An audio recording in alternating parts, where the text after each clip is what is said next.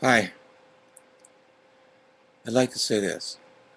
I think it's important not learn from history, but that we're in the greatest depression of all time. That's according to Gerald Caliente, the trends person who's predicted a lot of trends, particularly the 2008 crash.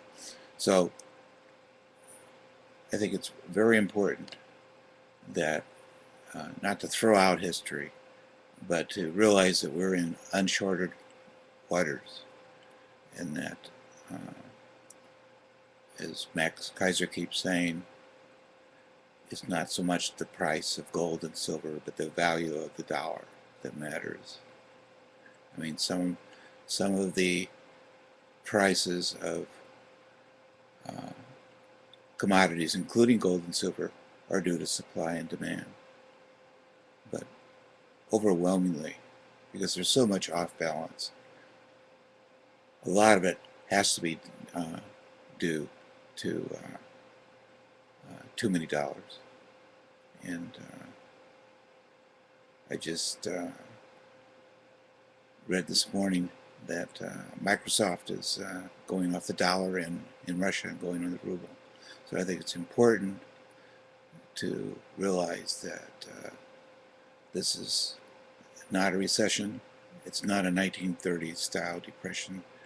It's a whole brand new greatest depression of all time. So just like in 1914, it was considered the war to end all wars. This in 2011, which isn't, it's almost 100 years from World War II, or World War I, what we now call World War I.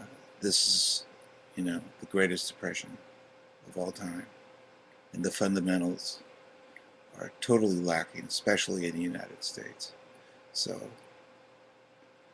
I think it's very appropriate to be long on gold and silver, to not be scared out when the price falls. That's what they're trying to do right now, is to scare investors out. Well, unless you really, really, really need the money, don't sell your gold and silver. Buy more and more. And I go to the mall every day to walk. It's open at 6 in the morning, and I see these signs all over the place. Cash for gold, cash for silver, cash for platinum. I don't see any signs about buying gold, buying silver. So when mainstream people, media people say, "Oh, the cab driver is saying buy gold, buy silver," I don't see that as, I mean, people who drive cabs are not necessarily, you know, uh, ignorant. I think all human beings are basically pretty intelligent, and